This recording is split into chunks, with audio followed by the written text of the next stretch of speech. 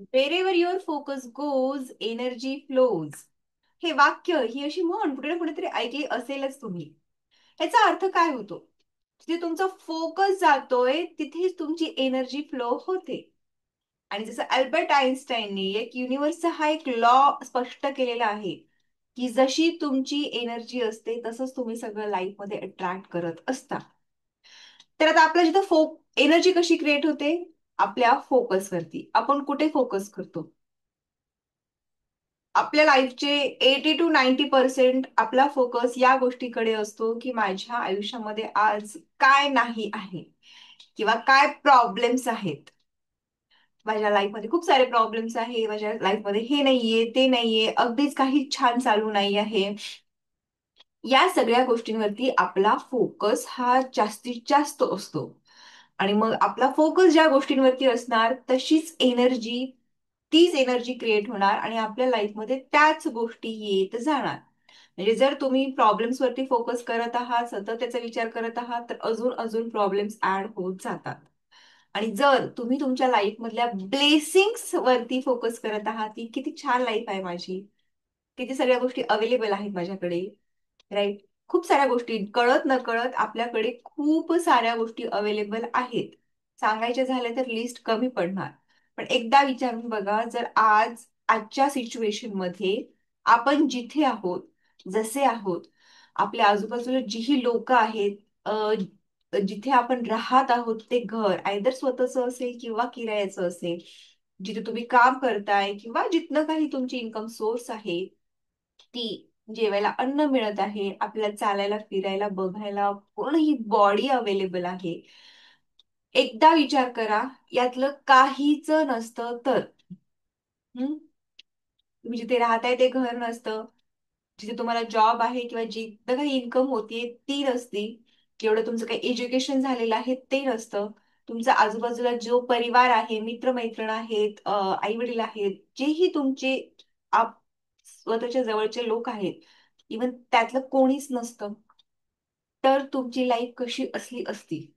कधी याचा विचार केला? नो. आपण याचा विचार केला नाही आणि हा विचार करवत सुद्धा नाही. काहीच नसेल तर व्हॉट, किती, म्हणजे ते आपण क्षणभर विचार नाही करू शकणार की कसं असतं लाईफ. तर आज ज्या गोष्टी तुमच्या लाईफमध्ये आहेत त्यासाठी तुम्ही जर ब्लेस्ड फील करत नसाल, तर आज आणि आत्तापासून चालू करायला घ्या. कारण या गोष्टी ऑब्व्हियसली खूप कमी महत्वाच्या वाटत असतील तुम्हाला, पण त्या खूप जास्त महत्वाच्या आहेत. आणि जर का तुमचा फोकस तुमच्या लाईफमध्ये असलेल्या ब्लेसिंग्स कडे असतील, तर जाऊन तुमच्या लाईफमध्ये खूप साऱ्या ब्लेसिंग्स तुम्हाला मिळत जातील. दिस इज द लॉ. आणि जितकं जास्त तुम्ही प्रॉब्लेम्स बद्दल, निगेटिव्हिटी बद्दल, काय नाही आहे त्या गोष्टींबद्दल दुःख करत असताल, त्रास करून घेत असताल, तर अजून अजून तुम्ही तुमच्या लाईफमध्ये दुःख, त्रास, प्रॉब्लेम्स हे वाढवून घेत आहात आणि वाढवून घेत जाणार. तर तुम्हाला नक्की तुमच्या लाईफमध्ये काय हवं आहे हे फर्स्ट क्लिअर असणं खूप जास्त आणि जास्त गरजेचं आहे. तर आपण विचार करतो की माझ्या लाईफमध्ये बऱ्याचशा गोष्टी नाही आहेत आणि त्यामुळे दुःखी असतो. पण या उलट आज आपण एक टेक्निक शिकणार आहोत ज्याला म्हणतात इकिगाई टेक्निक. ही इकिगाई काय आहे, कुठनं ओपन झालेली आहे, याचं काय महत्व आहे आणि ते लाईफमध्ये आपल्या कसं इम्प्लिमेंट केल्यानंतर आपलं लाईफ सुद्धा छान होऊ शकतं, पॉझिटिव्ह होऊ शकतं, याबद्दल आपण बरंच काही शिकणार आहोत. तर I hope you all ready. तर फर्स्ट आपण इकिगाई म्हणजे काय हे शिकून घेऊ.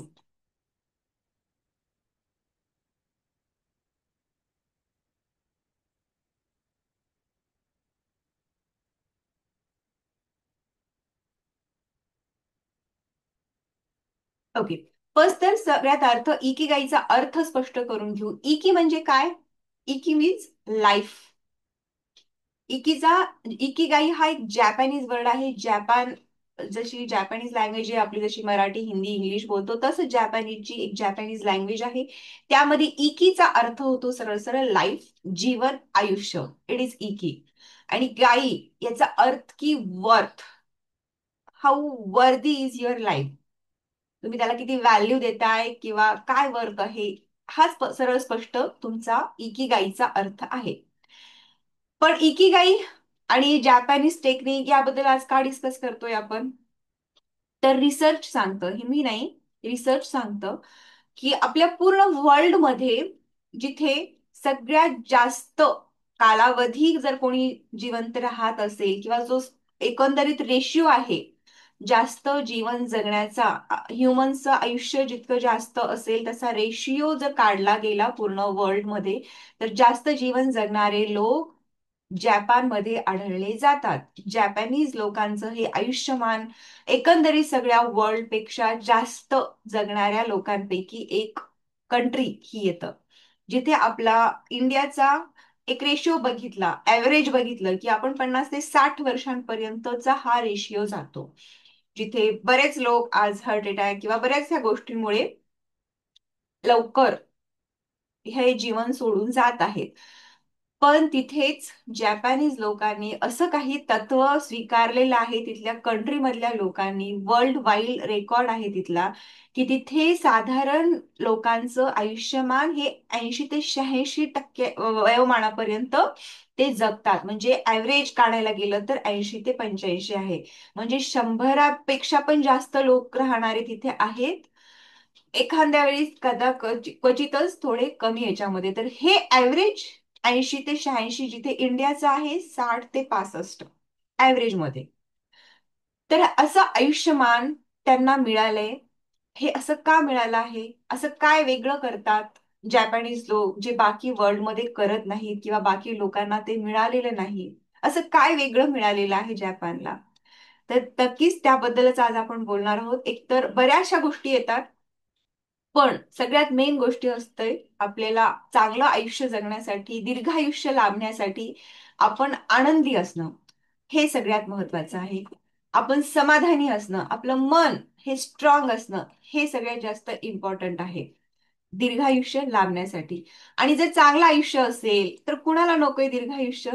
चांगलं आयुष्य जर आपण राहत असेल, हेल्दी आयुष्य राहत असेल, तर चांगलं हॅपी हेल्दी आणि दीर्घायुष्य लाईफ जगण्यासाठी ही एक इकिगाई टेक्निक जपानी लोकांनी त्यांच्या आयुष्यामध्ये त्याचा स्वीकार केलेला आहे, अवलंबन केलेला आहे. आणि म्हणूनच आज ते एका चांगला रेशिओ तर त्यांनी केलेलाच आहे, पण तिथले लोक प्रगत आहेत, तिथले लोक आनंदाने जगत आहेत, तिथले लोक हेल्दी आहेत. ह्याचं कारण म्हणजे इकिगाई. तर इकिगाई म्हणजे काय? वर्थफुल और फ्रुटफुल लाईफ. यामध्ये ह्यांचा जपानचा हा कन्सेप्ट आहे की रिझन फॉर बीइंग, तुमच्या असण्याचं रिझन. तुम्ही ह्युमन म्हणून आपण सगळे या पृथ्वीवरती जन्माला आलेलो आहोत, पण यामागचं रिझन काय आहे? पर्पज काय आहे तुमच्या जगण्याचा, तुमच्या असण्याचा, आपल्या सगळ्यांचा? जोपर्यंत हा पर्पज आपल्याला भेटत नाही तोपर्यंत आपण एक आनंदी किंवा सुखी समाधानी आयुष्य जगू असं पॉसिबल होत नाही. आपण कितीही प्रयत्न केला की मी आज पॉझिटिव्हच राहणार, मी छान आयुष्य जगणार, मी हेल्दी आयुष्य जगणार, मी चांगलं वर्कआउट करणार, राईट, मी खूप प्रयत्न करणार, मी सक्सेसफुल होणार, एनिथिंग, तुम्ही जितकं काही करण्यासाठी ट्राय कराल की मी सगळ्या चांगल्या चांगल्या गोष्टी करेन, शिकेन, पण तरी सुद्धा जर तुमच्या आयुष्याचा पर्पज नसेल, कुठलं पॅशन नसेल, तुम्ही असण्याचं वाय यू आर, वाय जर क्लिअर नसेल, तरी तो हॅपीनेस म्हणा किंवा तो एक रिझन तुमच्या असण्याचा जोपर्यंत सापडत नाही तोपर्यंत तुमच्या आयुष्याचं असणं सार्थकी होत नाही. त्यामुळेच इकिगाई हा कन्सेप्ट म्हणजे इथे तुम्ही तुमचा लाईफचा असण्याचा पर्पज फाइंड करून, तुमच्या लाईफचं रिझन फाइंड करून तुम्ही जर जगायला सुरुवात केलात तर, आणि तर तुम्ही एक हॅपी, एक चांगलं आणि दीर्घायुष्य आयुष्य जगू शकता. तर आता नेमकं पर्पज म्हणजे काय, कसं शोधायचं, कसं राहायचं, कसं जगायचं, यासाठीच हा वर्कशॉप आहे आणि याबद्दलच आपण डिस्कस करणार आहोत. जसं आपण स्टार्टिंगला बोललो की wherever your focus goes your energy flows. तर आपला सगळ्यात जास्त फोकस हा आपल्या प्रॉब्लेम्स वरती असतो, आपल्या लाईफ मधल्या दुःखांबद्दल, टेन्शन्स बद्दल, तणावाबद्दल, ह्या गोष्टी होत नाहीये, ते सगळं होत नाही, या गोष्टींबद्दल आपण सगळा फोकस दिलेला असतो.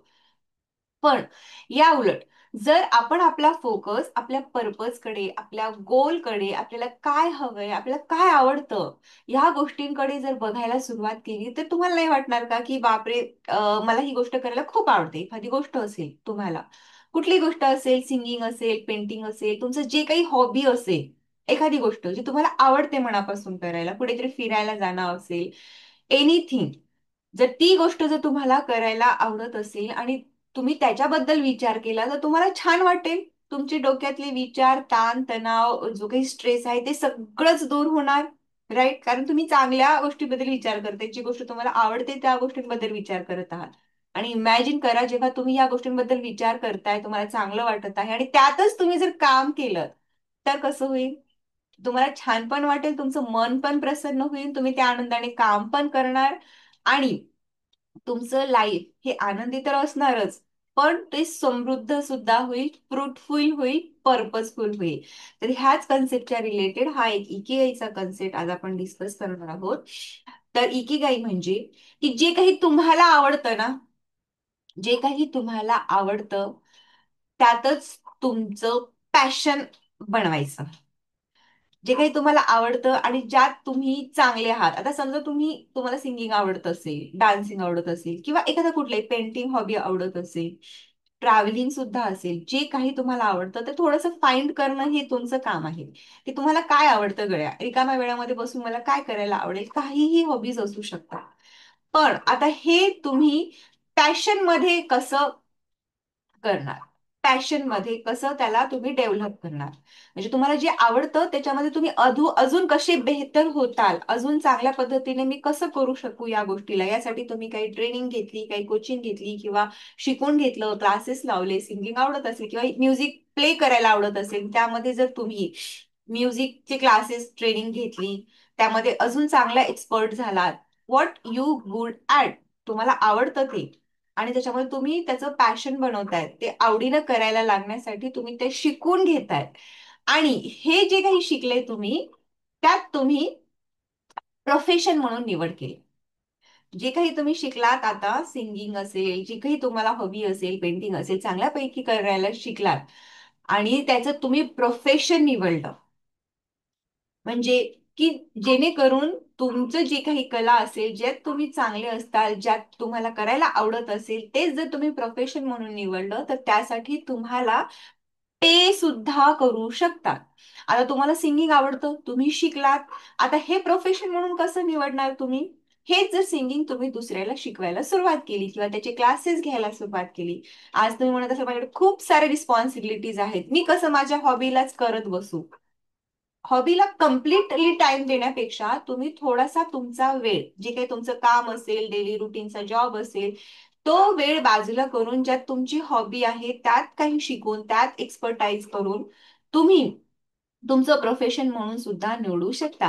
राहील 6-10 तास तुमचा जर जॉब असेल, 9 ते 10 तासचा जॉब असेल, त्यानंतर जर तुम्ही 1 ते 2 तासासाठी तुमच्या हॉबीला जे काही तुम्हाला आवडतं ते करायला घेतलात, त्यामध्ये तुम्ही काही एक्सपर्टाईज केलात, क्लासेस केले किंवा शिकून घेतलं, अजून अजून त्याच्यात प्रॅक्टिस केली आणि मग ते ऍज अ प्रोफेशन तुम्ही निवडलात, ज्यासाठी लोक तुम्हाला पेमेंट करू शकतील. प्रोफेशन म्हणजे त्यामध्ये समजा व्यवसाय असेल किंवा तो ऍज अ सेकंड जॉब किंवा सेकंड इन्कम सोर्स म्हणून सुद्धा तुम्ही त्याच्यासाठी वर्क करू शकता. आता सिंगिंग जर तुम्ही शिकलात, त्यामध्ये तुम्ही क्लासेस घेऊ शकता. जर तुम्हाला पेंटिंग आवडत असेल तर तुम्ही खूप सारे तुमचे पेंटिंग्स बनवू शकता. 2-2 तास दररोजचा वेळ दिला आणि त्यामध्ये तुम्ही पेंटिंग्स केल्या खूप साऱ्या आणि ते तुम्ही विकायला काढलात, इंटरनेटवरती टाकलात. खूप सारे त्याची डिमांड्स आहे आजकाल इंटरनेटवरची. तर हे सगळं तुम्हाला मिळू शकतं. ऍज अ प्रोफेशन तुम्ही ते वर्क करू शकता आणि तेव्हा तुम्हाला त्याच्यातनं जी काही इन्कम होईल, ओके, तर हे ऍज अ मिशन तुम्ही तुमच्या लाईफमध्ये करू शकता की व्हॉट द वर्ल्ड नीड्स. आता तुम्ही काय प्रोफेशन म्हणून केलात, पण हे जेव्हा तुम्ही मिशन म्हणून करायला घेतात, की आता ह्याच्यामधनं जगाला, लोकांना काय हवं आहे. राईट? आता म्युझिक ही तुमची आवड झाली, हे तुम्ही शिकलात, पण म्युझिकची गरज खरंच सगळ्या जगाला आहे की नाही? कुणाला आवडत नाही म्युझिक? एखादे दोन क्वचित असतील की त्यांना आवडत नसेल, बट भरपूर जणांना त्यातनं तुमच्या गाण्यांमधनं त्यांचं करमणूक होईल, एंटरटेनमेंट होईल, त्यांची मूड बदलतील, त्यांचा मूड सुद्धा हॅपी होईल आणि त्यातलेच लोक जर शिकायला आले तर ते सुद्धा शिकतील, ते सुद्धा प्रोफेशन निवडतील, त्यांचं सुद्धा हे पॅशन बनू शकेल. राईट? तर अशा पद्धतीने हे इकिगाई वर्क करतं. सगळ्यात सोपं म्हणजे जे काही तुम्हाला आवडतं किंवा एखाद्या गोष्टीमध्ये तुम्ही चांगलं करण्यात आहात, एक्सपर्ट आहात, त्याच्यामध्ये गुड आहात, त्याच्यातनं आवड निर्माण करून जर तुम्ही ते प्रोफेशन म्हणून काम करायला घेतलं, की मी हे प्रोफेशन मध्ये चांगला करून काहीतरी त्याची इन्कम मिळू शकतो, काहीतरी त्याच्यातनं गेन करू शकतो आणि याच्यातनं काहीतरी लोकांना फायदा होऊ शकेल. फक्त सेल्फ पुरता विचार न करता आपण याच्यातनं लोकांना काय चांगलं देऊ शकतो, लोकांना काय गरज आहे, ह्याचा विचार करून जर आपण एक मिशन ठेवून काम करायला घेतलं तर बघा तुमचं आयुष्य किती सुंदर होणार आहे. कारण आपल्याला एकतर काम 24 तासांपैकी जे रटाळवाणं जॉबचं काम आपण करतोय, खूप स्ट्रेस घेऊन करतोय, खूप ताणातनं करतोय, एक जिम्मेदारी, एक ओझं म्हणून करतोय, ते काम थोडस बाजूला ठेवून आपल्याला जे काही आवडतं, आपण ज्याच्यामध्ये चांगले आहोत, प्रोफेशन चांगलं चांगलं निवडून त्याच्यात लोकांना काहीतरी हेल्प करतोय, माझ्यामुळे काहीतरी लोकांचं भलं होतंय, हा विचार तेवढा छान आहे ना. ह्या सगळ्या प्रोसेसमध्ये जी तुमची लाईफ बनत जाते ती अगदीच डिफरंट लेवलला जाऊन पोहोचते.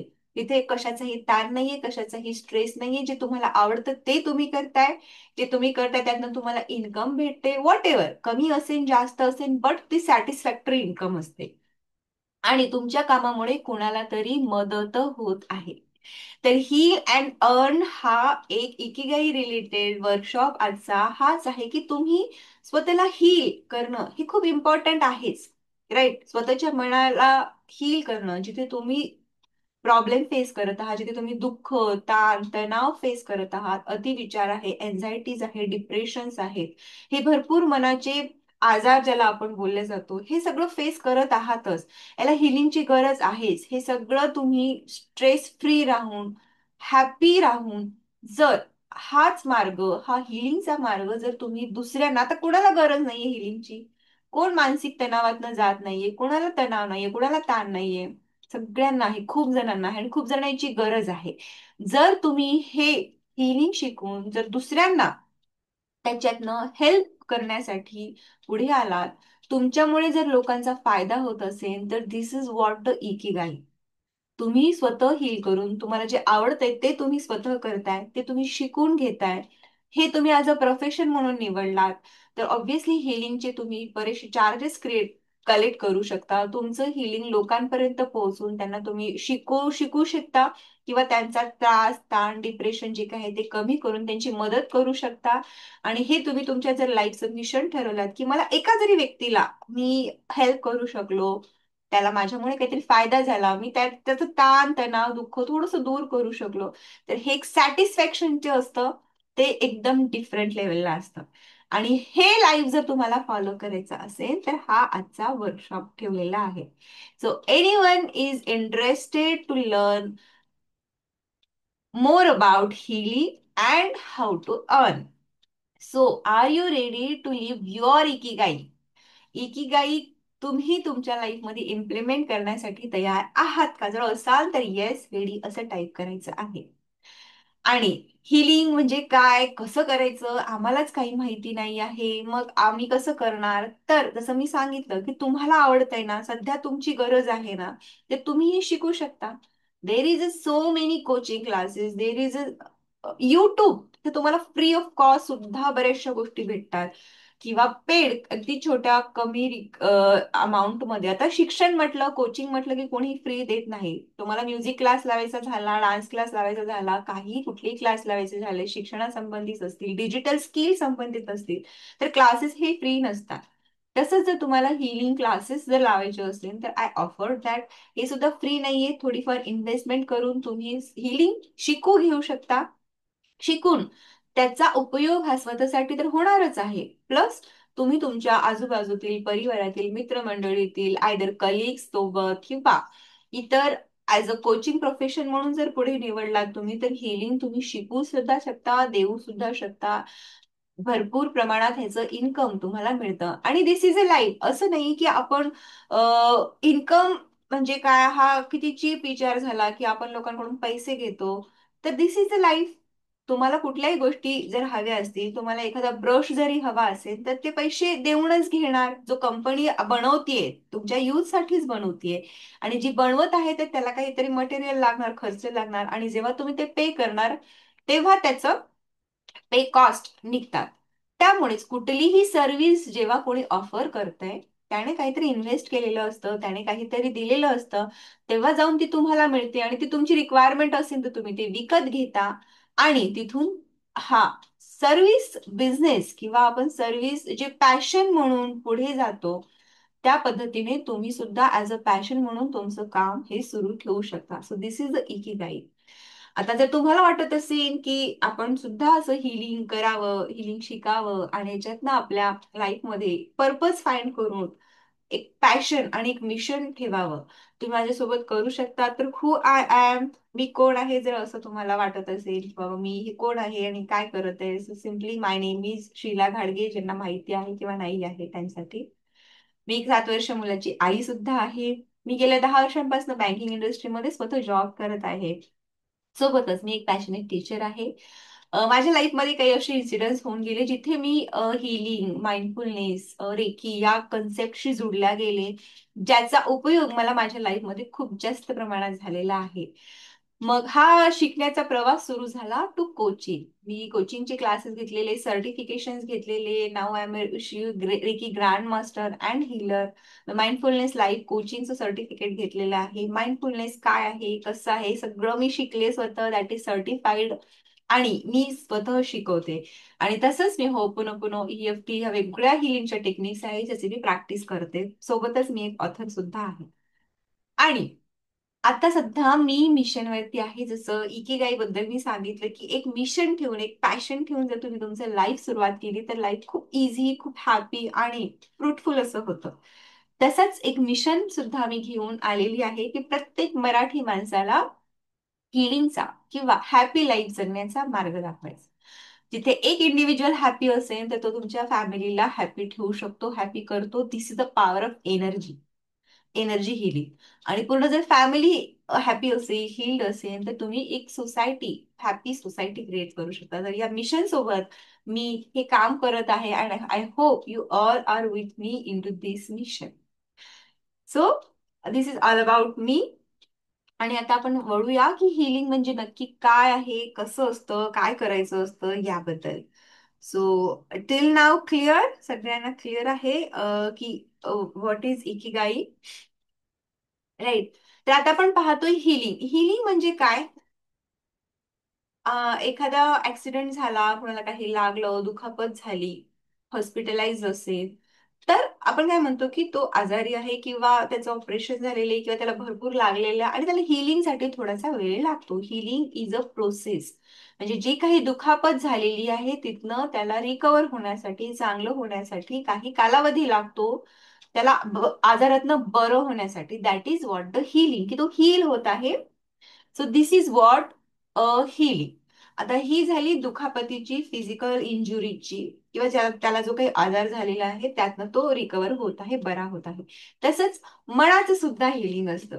आपल्या कळत न कळत आपण कितीतरी मेजर गोष्टीतनं जात असतो.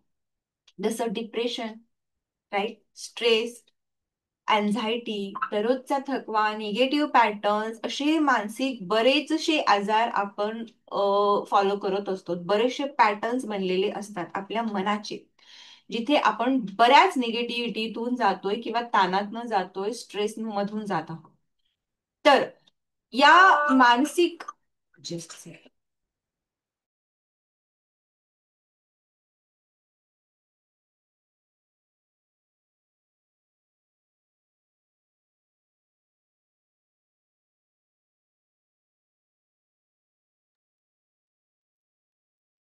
Yes sir.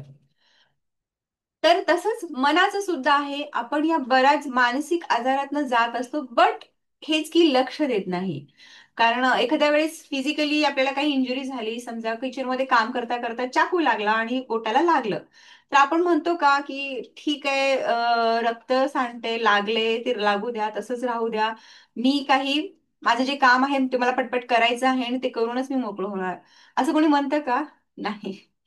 कारण फिजिकली इंजुरी झाली, आपल्याला कट झाला, तर त्याला फर्स्ट एड बँडेज लावणं हे खूप इम्पॉर्टंट आहे. आपण तसंच हात ठेवून नाही काम करू शकत. आयदर हळद लावू, पाण्याने वॉश करू, त्याची लगेचच्या लगेच त्याच्याकडे लक्ष देणं हे इम्पॉर्टंट आहे, आणि ते आपण तसं घेतो. नाही घेतलं तर ऑब्व्हियसली रक्त सांडेल, आपल्याला त्रास होईल, काहीच काम करता येणार नाही.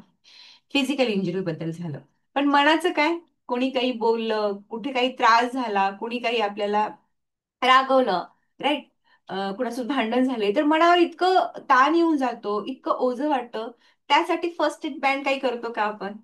की बाबा आत्ताच्या आता मला खूप ताण आलाय, खूप तणाव आलाय, एकदम मला कोणीतरी बोललं, मला टच झालं, मला हर्ट झालं, मला फील झालं ते खूप जास्त, आणि आता मला त्याचा त्रास होतोय, असे लगेच्या लगे आपण त्याला काही फर्स्ट एड बँड करतो का? नाही.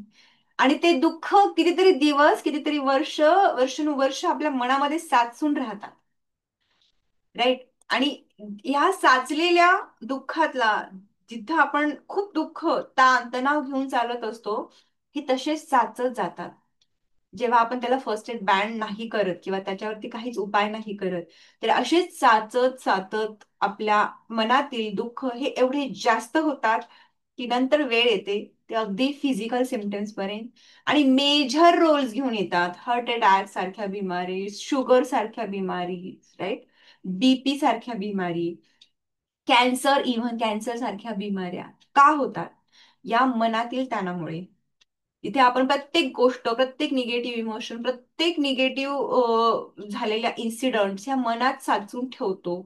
आलेला ताण तणाव स्ट्रेस ह्या सगळ्या गोष्टी मनामध्ये राहतात, आणि त्या हळूहळू हळू इतक्या वर जातात की मग आपलं बॉडी रिॲक्ट करायला सुरुवात करते, आणि मग तिथून आपण उपचार करायला जातो, तेही फिजिकल सिम्पटम्सवर, की मला इथे दुखतंय, मला बीपी झालाय, मला शुगर झालाय, मला त्रास होतोय.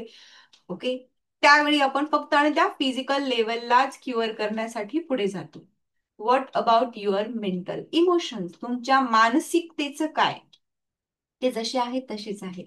म्हणून मानसिक हिलिंग जर तुम्ही स्टार्ट केली, मनाची हिलिंग जर स्टार्ट केली, तर तुमचं मन तर प्रसन्न राहतच, आनंदी राहतच, तुम्ही हेल्दी आयुष्य जगतात. पण तुमचे जे फिजिकल आजार आहेत, जे कुठलेही आजार तुम्हाला वाटत असतील, मला सिमटम दिसत आहेत बाबा, बरेचसे आजार आजकाल लोकांना कितीतरी कमी वयामध्ये हार्ट अटॅक्स येतो, याचं रिझन हेच मानसिकतेकडे दुर्लक्ष करणं. जर तुम्ही मानसिक तुमच्या गोष्टींकडे लक्ष द्यायला सुरुवात केली, त्यांना हिलिंगकडे वळवायला सुरुवात केली, तर तुम्ही येणाऱ्या फिजिकल आजारांपासून लांब राहणार आहात.